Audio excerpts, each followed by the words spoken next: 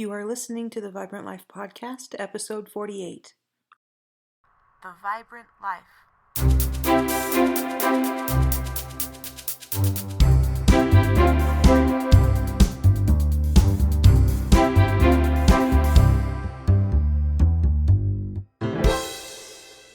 Hey you, I'm Emily Romrell, and this is the Vibrant Life Podcast. How's it going, my friends? I hope you're having a happy day and that you're having fun doing all the things, learning and growing, loving and living. That's what it's all about, right? And I'm stoked to have y'all with me for another podcast as we work toward living our best lives together. I love learning and I love the excitement and delight that comes when something clicks and your understanding expands, transforming your outlook on life. We literally grow into something slightly better every time that happens. I love seeing that light bulb moment reveal itself on the faces of other people as they learn and grow. I think it comes down to making connections, right? When we can connect a new idea or concept into our understanding of the world and our place in it, our vision of this puzzle of life becomes clearer. That's one reason I love words and reading and writing so much. In my mind, I can go straight back to the moment I realize these little symbols you write down on a piece of paper actually mean something, that they can contain knowledge, and through the magic of reading and writing, you can boldly go, as they say in Star Trek, to places you've never been before. Whether you're transported to a world of fantasy, of history, or even just to a world of new understanding, you never come back to reality as quite the same person you were before the adventure began. It's wonderful, and I literally mean full of wonder. Ever since I had that powerful realization that books and words hold the secret knowledge, I've hungered to learn as much as I can. I've also always had a very personal love of trees. They make my soul happy. And in the Church of Jesus Christ of Latter-day Saints, we often talk about filling the measure of our creation, and trees make me think of that. They grow into the best version of a tree that they can be. Kind of all plants do, but especially trees. And they inspire me to reach as high as I can to fulfill my potential. And the natural beauty of trees helps to calm my heart when I'm anxious or troubled.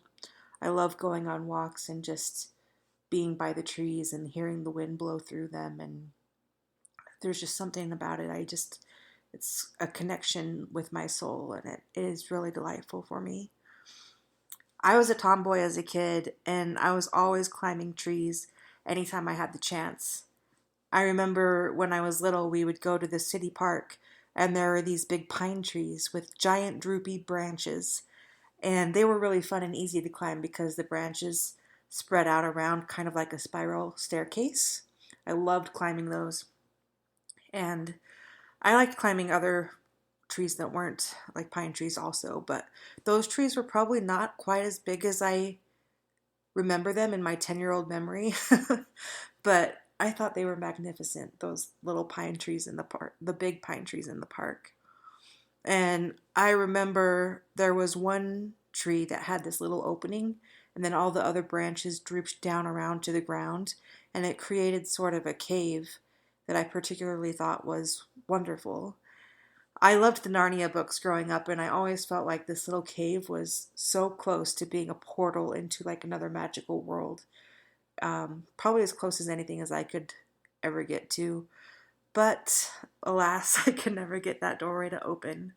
But I loved that spot and that tree for a long time, and I still love it in my memory. And if you don't have a big living tree to climb, perhaps the next best thing is a beautiful stump to sit on. Kind of makes me think of the book The Giving Tree, which is awesome. But stumps and old tree roots have so much character, right? They leave a visible history of something that did its best to grow and feel its measure of creation, right? And just looking at the squiggly roots has a way of getting a part of the soul of a tree planted into your heart. It does to me, anyway. I remember going to my grandparents' house when I was little. My grandma and grandpa Air had a whole line of big tall trees in their yard, and my grandpa would always get after us kids for climbing them. He didn't want us to get hurt, and we were always climbing the trees. But they also had this big stump from a tree that had been cut down right in the front of the yard. And I remember climbing on that stump and jumping off it with glee, like as kids do, you know. And I have a fond memory of my grandpa Air showing me the rings on that magnificent stump and explaining that each ring represents a year in the life of a tree. And that stump was big. It had probably over 100 rings on it. And I remember the wonder I experienced as I imagined the life and the ancientness of that tree before it was cut down. And my child's mind couldn't fathom something that had lived over 100 years. My 36-year-old mind finds it a little bit easier, but it was pretty amazing for me. I have a point, I promise. I'm not just reliving my childhood with you for the heck of it, although I am experiencing a lot of nostalgia and getting all the feels.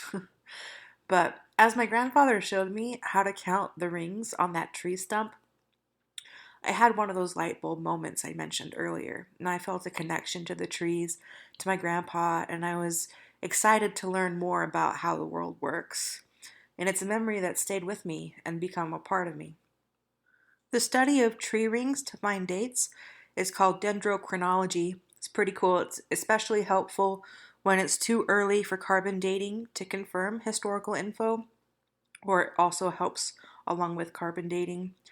We can also learn a lot from tree rings about the climate in the past and atmospheric conditions, and that's called dendroclimatology.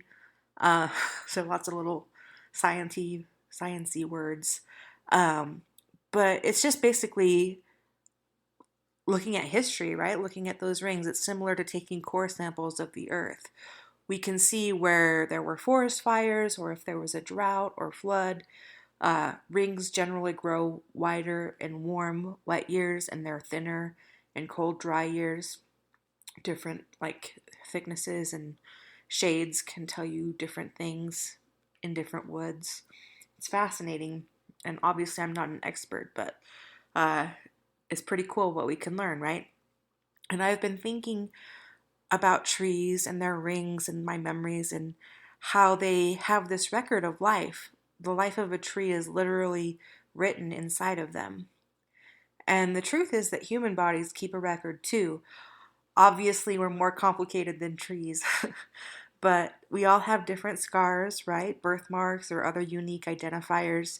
Um, if you watch modern murder mystery shows, you know that the forensics team always finds out all kinds of information by studying the body. They can see that the lives we live are written all over us, and each of us impacts the world around us significantly. The biggest takeaway for me, though, is that whether it's been a pleasant year with good growing conditions or whether it's been a cold, dry year with some hard knocks, each year brings a new ring of maturity and growth, and the tree becomes stronger and more beautiful as time and experience take their toll. We are the same. Some seasons of our lives are easier than others. None of us get through this life without some growing pains. Maybe even trees have growing pains, who knows? And if we look back on our metaphorical tree rings, it might be easy to criticize ourselves if we have some skinny ring years. I know I can be hard on myself sometimes, but that's not where our focus should be. Each season brings its own joy and its own lessons. And hopefully, when we look back, we can see the growth and the character that formed us. And we can see that we're closer to filling the measure of our creation. Anyway, pondering on the trees and the lessons that they can teach us has been enlightening for me this week.